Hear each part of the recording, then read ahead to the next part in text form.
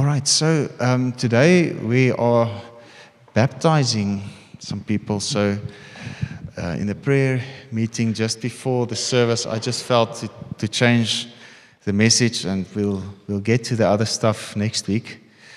But I just want to touch on a few things concerning baptism and the life that we receive through it. So we are speaking of life for the last how many weeks? So I want to just touch on baptism and what baptism is and what baptism is not. So before we start, I just want to write a few things on the board. If you read Galatians, yeah. As we got to Children's Church, Shimone says she felt on her heart this morning to change the message to baptism and how Jesus gives us life through that. Okay. Exactly. Okay. Wow, awesome. So the kids also got the memo. Okay, the Children's Church. That's awesome. Okay, thank you, Holy Spirit. Okay, all right. So when you read Galatians chapter 3 and Hebrews chapter 9, we get an insight into the Old Covenant and the New Testament. All right, so I just want to write a few things on here. I'm not going to go deep into the teaching today. But in the Old, you had Moses, and Moses was the mediator of a covenant that came on Mount Horeb. And if you read Galatians chapter 3, it was dependent on two parties, and the one party was God, and the other party was the nation Israel. Okay? And the blessings, according to the covenant, was conditional. And you see that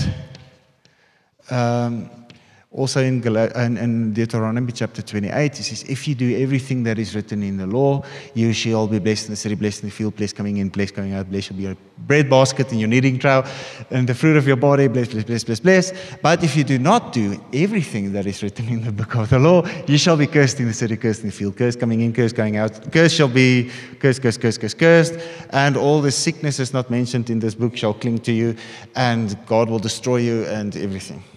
So the blessing is conditional, and so it's an if. And if the if is not met, it's a curse. Right? Are you with me?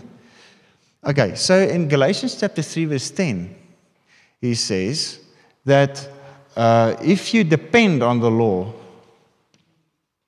you are under a curse and doomed to disappointment. So the moment we depend on our own works according to the covenant that God brought to Moses, the curse is activated and there's no blessings. Okay? So they may have received for a time, because of God's mercy, they saw something of the blessing of God mentioned. And the moment they turned away, everything went to bits again. And then this nation would come and destroy them. And then that sickness would come. And then they would turn to God again, if you read Psalm 107. And they cried to him and he rescued them again. And they cried to him and they rescued them. And then they go well for a while and then they mess up completely. And then they cried to him and he rescued them. It's just because of his mercy and his grace. All right? So, but in Hebrews chapter 8, the writer of the book of Hebrews says that the new shall not be like the old. And he says, in the old, I withdrew my favor. My favor. Okay? If they did not abide by the covenant.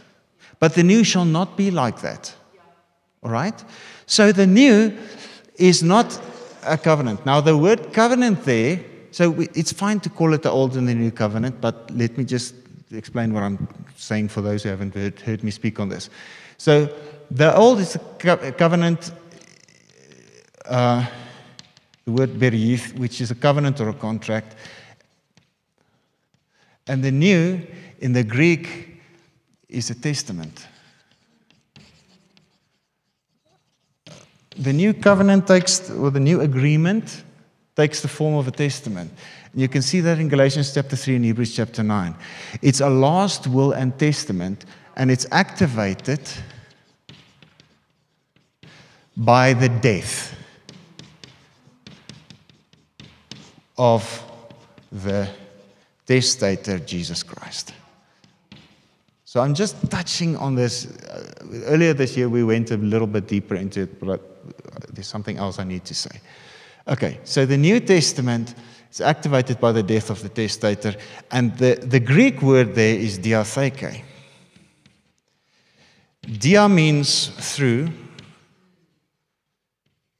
and theke means like a box or a tomb. So it comes to you through death. So the word is interchangeably used, diatheke, with agreement or covenant. So I'm not saying if someone speaks of the new covenant, they're doing wrong, it's okay. But have the understanding that the new covenant is an inheritance that you receive by faith.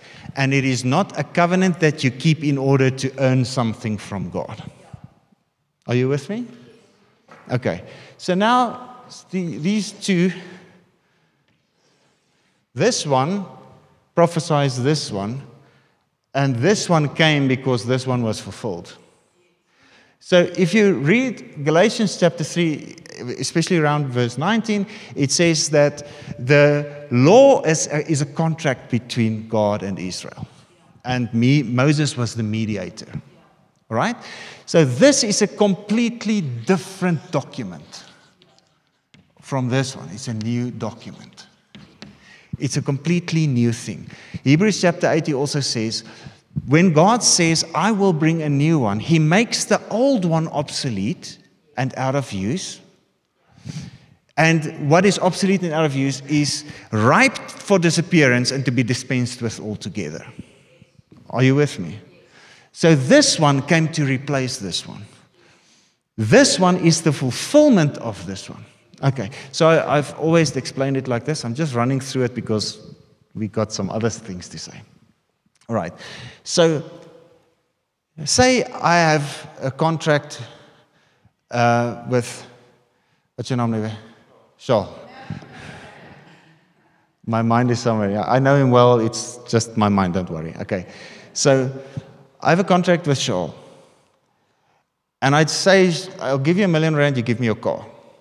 You sign, I sign. We have a document. That's a contract. If I don't give you the R1 million, you can take me to court. If you don't give me the car, I can take you to court. But if I give you the R1 million and you give me the car, then I can't take you to court. Because it's fulfilled. So the word in the law of contract that they used, especially in the old Roman times, when a contract was finished, is perfecta. The contract is perfect. And that is actually in Greek the real word that was used that Jesus said on the cross, tetelestai. It was a transactional word. It is finished. The contract is finished. Everything demanded by the covenant, Jesus came as one who was party to the covenant and completely fulfilled it on man's behalf. Okay? So that's the whole point. Jesus came, born of a woman made under the law, so that He might redeem us from the curse of the law. So He came, He paid the price for us, but He was a party to the contract. I am of Dutch and German and some French, maybe something else, who knows, descent. Not Jewish. There's no Jewish ancestry. So I'm not even party to the contract. So even if I tried, I'm not part of the document because I wasn't there when Moses sprinkled the blood, and I'm not descendant of those who were sprinkled with the blood and the oil. Okay? But Jesus was.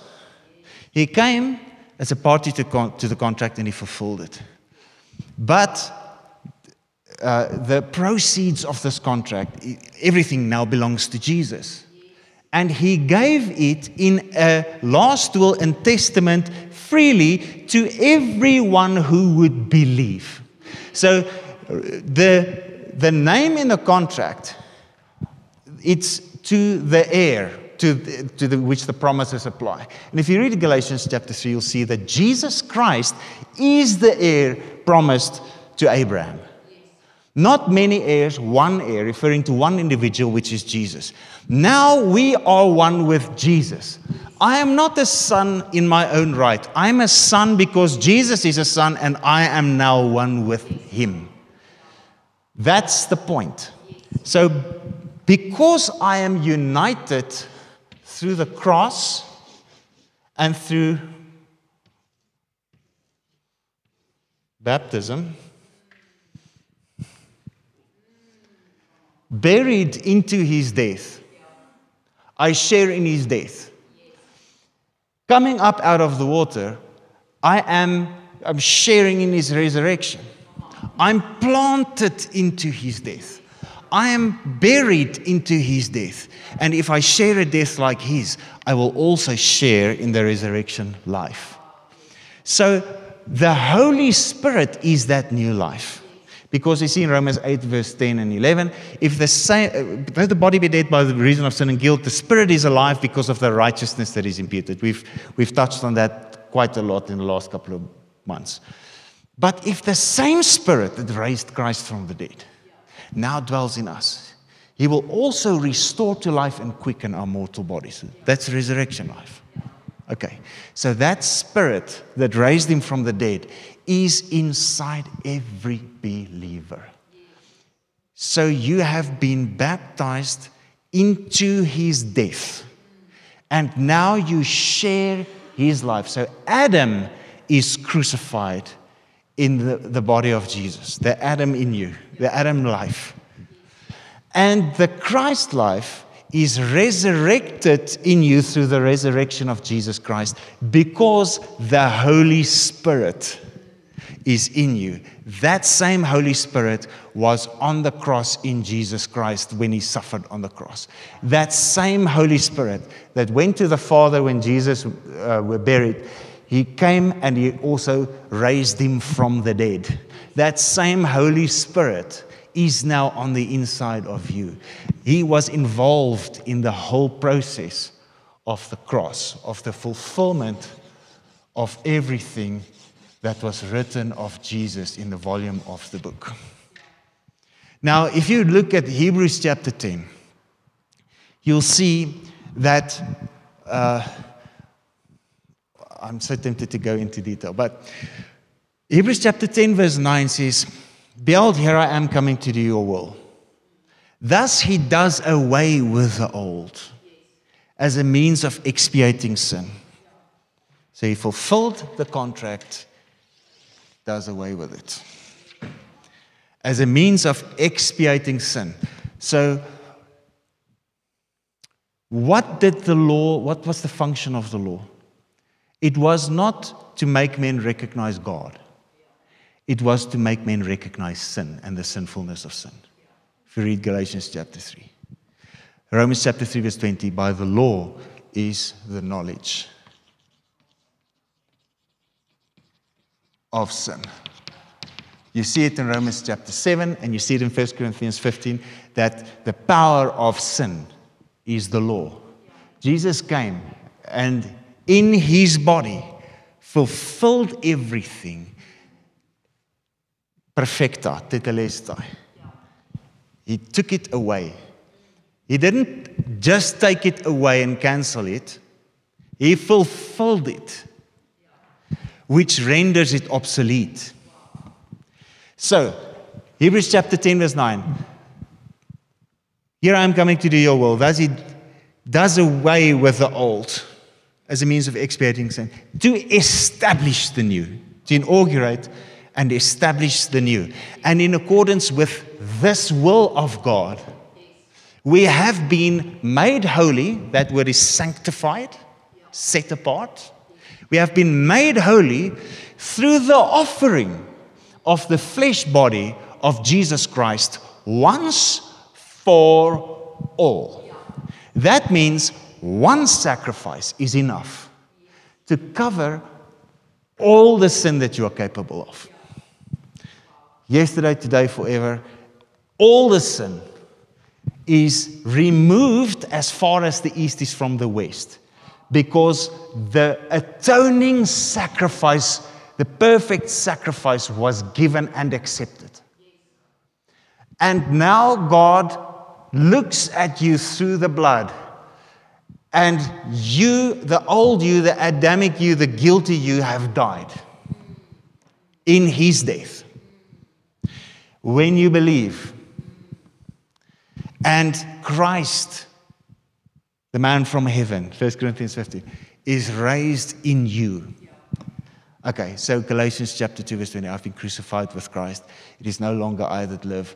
Christ lives on the inside of me. And the life I live by faith in the Son of God that loved me and gave Himself up for me. Now, how does the Holy Spirit come? This Holy Spirit that is so intimately involved in the sacrifice, in the resurrection, and is now in you. How do you receive this Holy Spirit? By faith in the gospel. Only. If you believe the gospel, you receive the Holy Spirit. So that's what Paul writes in Galatians chapter 3, verse 1. You stupid, senseless, unreflecting, idiotic Galatians. Okay? Who has bewitched you? Unto whom before your very eyes Jesus was openly set forth and portrayed as crucified. Let me ask you this question.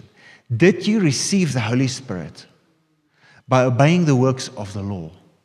Or was it by hearing a message and believing it? So by hearing a message and believing it, you received the Holy Spirit. And when you received the Holy Spirit, you became a son. And if you're a son, you're an heir.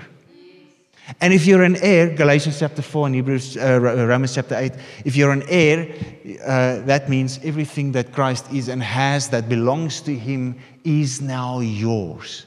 You're an heir because you're a son, but you are a son because you are one with the Son. You are the body. He is the head. You are partakers of the Son. And we are all sons of God through faith. So the moment you believe the Holy Spirit comes, if you have the Holy Spirit, you're one with Jesus. And if you're one with Jesus, everything that He earned is given to you by inheritance for free. So you don't work for it. You don't pay for it. You just say, thank you, I receive, I believe. Okay, so you can ask any lawyer, if someone died and there's an inheritance up for grabs, you just come, you have one choice, take it or leave it. Okay, these days there's redistribution agreements and so on among heirs. Okay, I rather want the car and you rather want the house. Okay, let's swap. Okay, and that's fine.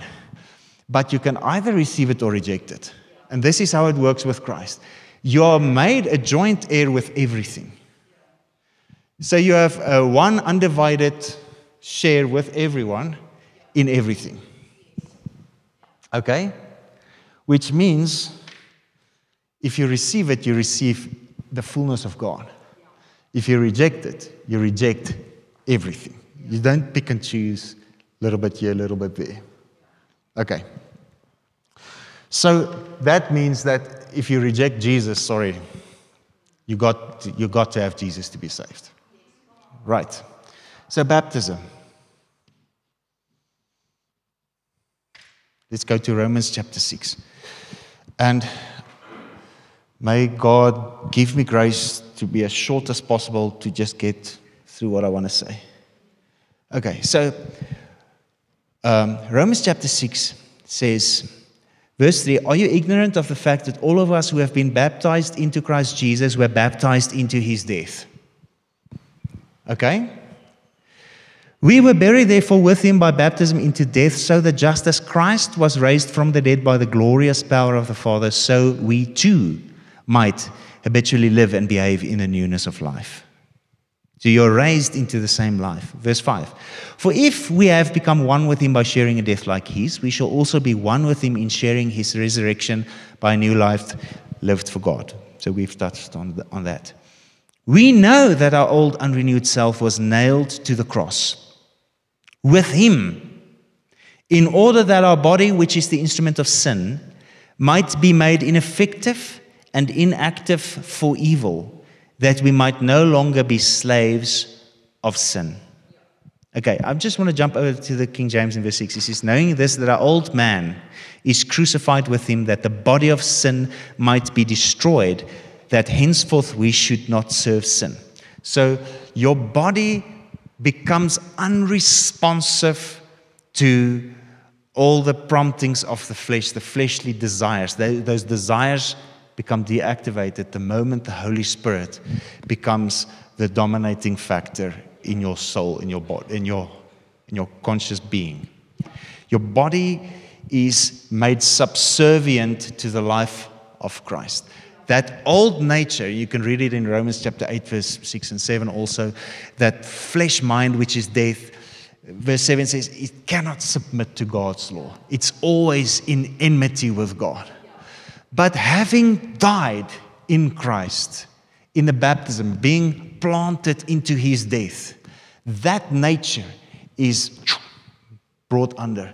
And as we come up out of the water, it's a prophetic action that we demonstrate what we believe to be ours, having believed in Jesus Christ, that we now put off the old and we put on the new.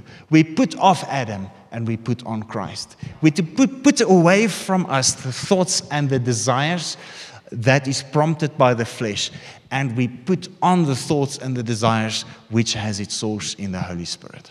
Okay? All right. So then he says, now if a man dies, he is freed from the power of sin. So baptism, really, if we understand what's happened to us at baptism, you have been set free from sin. Okay? Verse 8, now if we have died with Christ, we believe that we shall also live with him. So the lower life of Adam is exchanged through the death of the cross, in which we share by baptism, with the life of Jesus Christ. Because we know that Christ, being once raised from the dead, will never die again. Death no longer has power over him. For by the death he died to sin, ending his relation to it once for all. He's living to God in unbroken fellowship with him. Even so, consider yourselves also dead to sin, and your relation to it broken, but alive to God in Christ Jesus. Let not sin therefore rule as king in your mortal bodies, to make you yield to its cravings and subject to its lusts and evil passions. So you can still revive that desire in you if you meditate on it and if you go for it. Okay? But really it has lost its power. So you are the deciding factor whether you bring that to the forefront again or whether you just go for Christ, having your mind renewed, being completely transformed by the renewal of your mind. Okay? So now, I just want to jump over to Romans chapter 7.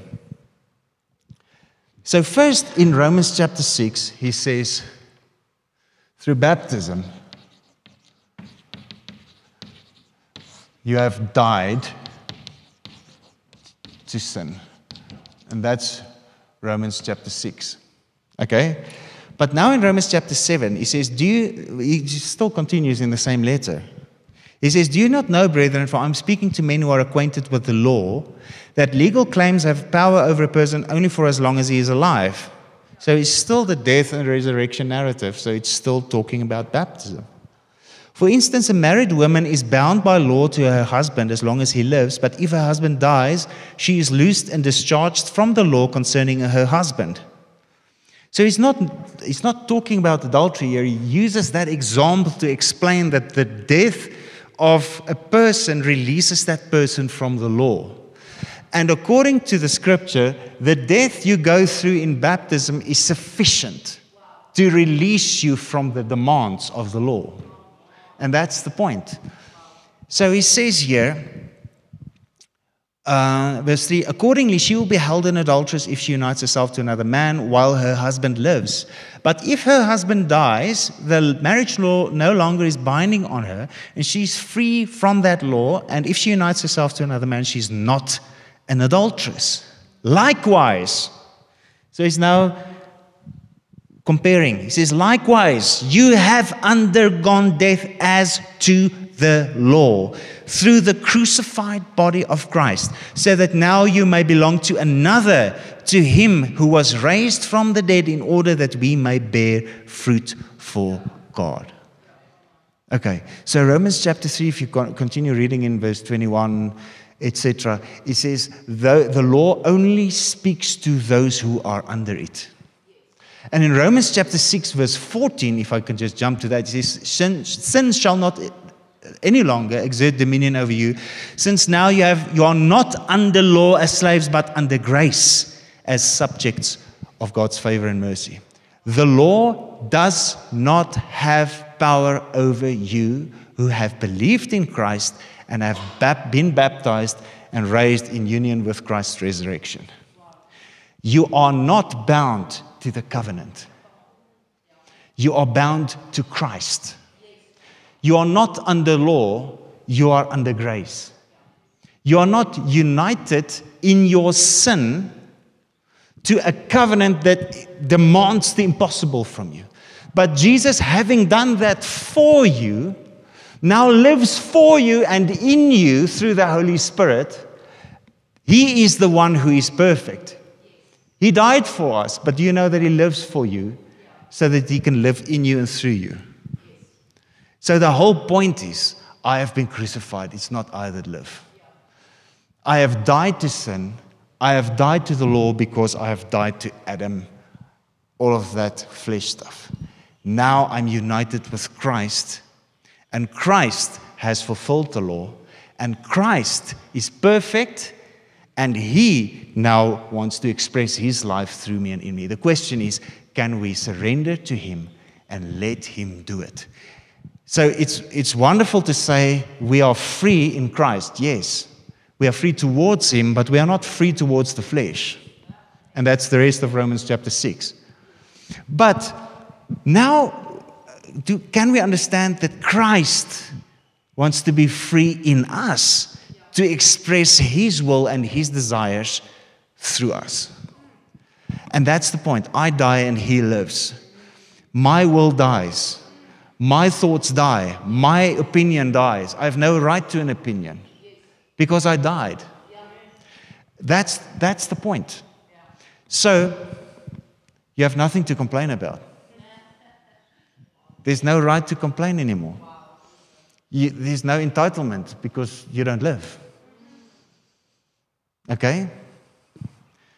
So it's just Jesus Christ and Him crucified, and Jesus in us resurrected. And that is what Colossians 1 verse 26 and 27 says. Christ in us, the hope of glory. Because right then, through Colossians chapter 2, he starts speaking of the mysteries that lay hidden in Christ. And then round about verse 10 and 11 in Colossians chapter 2, he goes on the baptism narrative. And this is where, well, at least the church I grew up in, but a lot of churches miss it by a mile. So he says, let's start at verse 9. For in Him, he's talking about Jesus, the whole fullness of deity continues to dwell in bodily form, giving complete expression of the divine nature. If you see Jesus, you've seen the Father. John chapter 14. He is the express image of the unseen God. Colossians 1, Hebrews chapter 1, He is the outraying or the radiance of the divine. If you see Him, you see the Father. So, how does that work? Well, Jesus was so surrendered to the Father. Jesus had no opinion of His own. Jesus had no need to complain about anything. He just kept quiet like a lamb led to the slaughter. It was all about the Father, revealing the Father, showing the Father. John 1 verse 18, no one has seen the Father, but the Son has come to reveal Him, to declare Him, to manifest Him. So Jesus says in John 5, I only say, no, that's John 12, only say what I hear Him say. John 5, I only do what I see my Father do. Total surrender. Total denial of any desires that may originate in the flesh body. Nothing, he didn't give any expression to that. But he gave expression to the Father. Now we are called into that relationship, only giving expression to Jesus. Him thinking in us, Him speaking in us, Him acting through us. Let the word of God dwell in you richly. Okay? So he says, He is, verse 9, in Him the fullness of God continues to dwell in bodily form. Verse 10, and you are in Him, made full and having come to fullness of life. In Christ, you too are filled with the Godhead, Father, Son, and Holy Spirit, and reach full spiritual stature. And He is the head of all rule and authority, every angelic principality and power.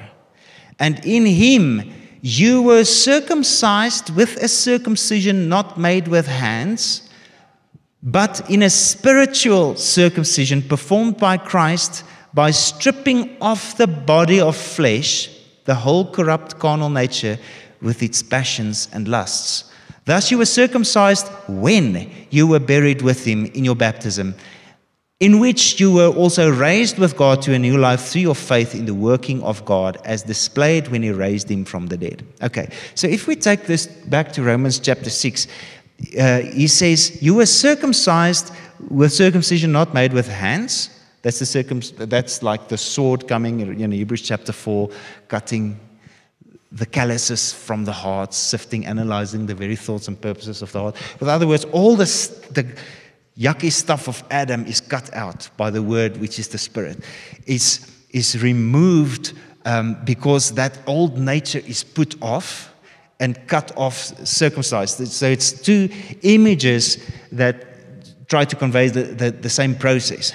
He says, in Him the whole fullness, wait, verse 10. You are in Him made full, having come to fullness of life.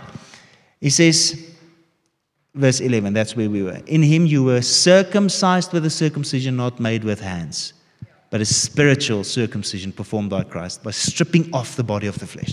So that body of sin, that body of the flesh, that sinful carnal nature of Adam, stripped off. So when you were baptized, you put off the flesh, you put off Adam, and you leave him in the water of baptism. Are you with me? Okay. At the same time, you also died to the law. Romans 6 died to sin. Romans 7 died to the law or the covenant. So that we may live to another. So if we keep on Romans 7, he says, we are no longer obedient to the old code of written regulations, verse 6, but we are obedient to the promptings of the Spirit in the newness of life. Okay, so we're still obedient, but no longer there. We are obedient here. The life in the Spirit that we receive by inheritance, and not the life of the law that demands the impossible. Right. So Colossians chapter 2 says, when you were baptized, that is the process of putting off the body of flesh or the body of sin. And now he brings in a different image, which is also the fulfillment of the image of circumcision in the old. There's a circumcision, a part of you is cut away and removed of you, and it's not part of you anymore. So the circumcision of the heart, the true inward circumcision that removes the old nature, happens to you at baptism. But here's where the problem comes in with some traditional theology, is many of the doctrine books would say that when the baptism has come in the place of the circumcision, to replace the circumcision. And that's a problem. Because that covenantal theology doesn't look like two covenants.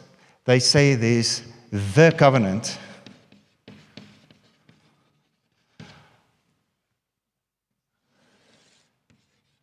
One covenant with two administrations.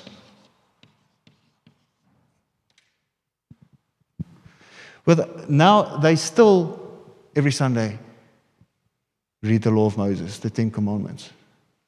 But the thing is, Jesus said you can't take a new garment, cut something out of it, and try to patch an old garment with it. Because then the old garment, the old does not match the new. And the new one now has a hole in it. The new one is now rent. In the same, he also says you can't put new wine in old wineskins. Because then they burst and both are lost. So you cannot mix these two. So they say there's one covenant. In this place, in the old administration, the circumcision was the seal of the covenant. And now they want to say the baptism is the seal of the covenant. Because the baptism replaced the circumcision. But there's not one scripture in the Bible, in any translation, that says it. If then the baptism seals the covenant, then we are in violation of everything that Paul said in the book of Galatians. It says, if we then just try to be part of the covenant again, which is essentially this, but now we don't seal it with the circumcision, but we just use the tool of baptism to try with the intention of becoming part of the covenant, then you are brought into obligation of the whole law of Moses. Because you can't just pick and choose parts of it. Either Jesus fulfilled the whole of it, or he hasn't. Either he fulfilled it, or you must. And now Paul also says, in Galatians chapter 5, he says that if you are circumcised and are becoming part of the covenant again, then Christ has no benefit to you. Then you have fallen from grace.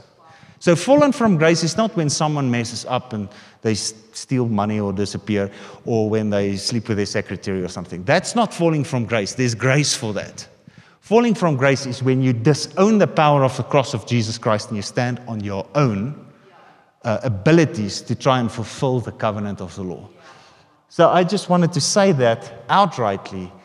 There is one covenant which is now fulfilled on the cross of Jesus Christ and replaced by a New Testament. Diatheke, last will and testament, in which you receive everything by grace through faith. You become one with him who is the heir according to the promise. And because of that, you are become partaker of the promises of God. So everything that is in Christ belongs to you because you are united with him. He is the head, you are the body. So that connects also with the picture of the communion. The communion is not just a ritual that you think you must do every now and then. The communion is partaking of his flesh body and partaking of his blood. By faith, you take John chapter 6 and you say, he said, eat my flesh and drink my blood. So by faith, I eat the bread as his flesh. And I drink the cup as his blood, partaking of the sacrifice.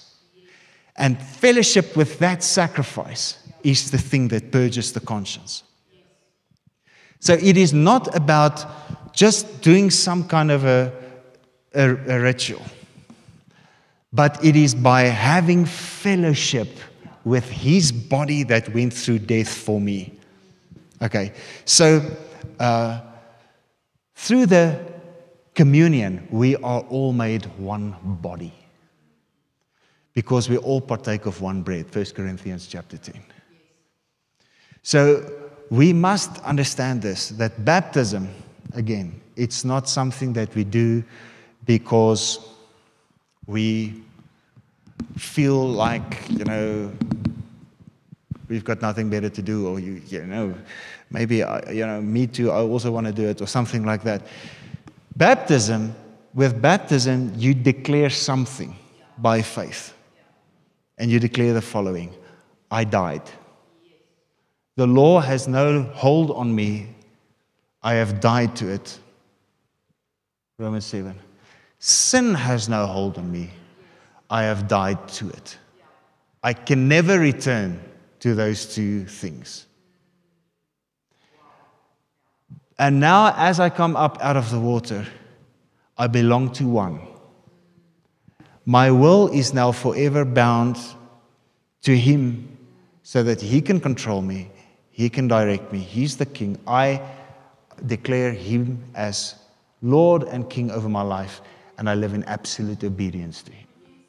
That's what he declares. So it's a statement of faith, but it's also a prophetic action. It's something, 1 Peter 3 describes it as it is demonstrating what you believe to be yours. Verse 18 says, Christ died for sin once for all, the righteous for the unrighteous, the just for the unjust, the innocent for the guilty, that he might bring us to God. In his human body he was put to death, but he was made alive in the Spirit, in which he went and preached to the spirits in prison, the souls who long before in the days of Noah had been disobedient, when God's patience waited during the building of the ark, in which 8 people were saved. Okay, through water. Verse 21. And baptism, which is the figure of their deliverance, does now also save you from inward questionings and fears, not by removing of outward body filth or bathing, but by providing you with the answer of a good and clear conscience, inward cleanness and peace before God, because you are demonstrating what you believe to be yours through the resurrection of Jesus Christ. And he has now entered into heaven and is at the right hand of the Father, of God, with all angels and authorities and powers made subservient to him. Right. So it gives you the answer of a good, clear conscience. We don't sprinkle babies because we have no need to try and make them connected or somehow under the covenant.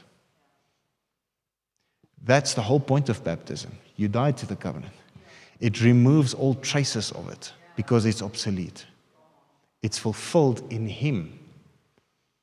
So if we now go back to try and do it again, we make the cross of no effect.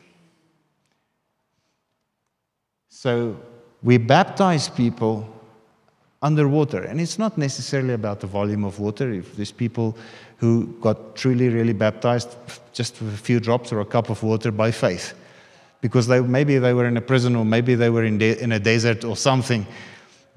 That's not the point. The point is, are you trying to connect someone to a covenant, or do you understand that you are dying to anything of the old, the sin and the law, and you are now being transformed? You are planted into Christ's death. So 2 Corinthians 5:17 says, if any man be in Christ, he is a new creation. So that means Adam is gone. That means the old you gone, dead and buried. And Christ is now alive on the inside of you. If any man be in Christ, he is a new creation. The old is past. The new is come. Now, if you read 2 Corinthians chapter 3, you see he just has these two columns, old and new, old and new. And he's constantly talking of the old covenant, 2 Corinthians 3, and the New Testament.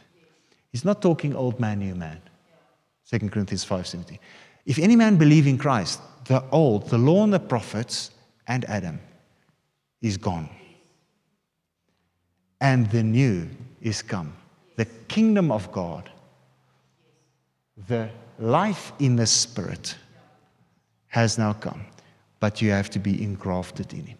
And that's the picture that we see that Jesus speaks of from John 14 right through to John chapter 17. And in John chapter 14, he says, dwell in me and I will dwell in you. But in John chapter 15, he uses this picture to be engrafted into the vine so that you can bear fruit. Right? So you are engrafted. I'm the vine, you are the branches. If you remain in me, you will bear much fruit. Without me, you can do nothing. And that's what this means. You are cut off from the old source of life, from the knowledge of good and evil, and you are engrafted by baptism into the Son. Right? And then he speaks obviously of another comforter that is given, the life in the Holy Spirit, if you read John chapter 16. But I just want to finish with this, and I am really finishing. John chapter 17, verse 3. This is eternal life. It means to know, recognize, become acquainted with, you, the only true and real God, and likewise to know Him, Jesus, as the Christ whom you have sent. We need to know Him, unbroken fellowship, like Paul writes in Romans chapter 6 and in Romans chapter 7. We have died to the old, cut off from it, and we have been engrafted in Christ to abide. Unbroken fellowship, so that we may bear the fruit that comes from Him, who is the source of our life. So thank you, Jesus. I thank you, Lord, that through baptism, we are made completely new creatures in Christ, and we become one with you, a body connected to the head, filled with the very fullness that the head is filled with. We pray, Lord Jesus, that today every person receiving baptism will experience this renewal, the water of regeneration in Titus, dying to the old and being raised to the new, in Jesus' name. We thank you, Lord Jesus, and we give you glory. Amen. Amen.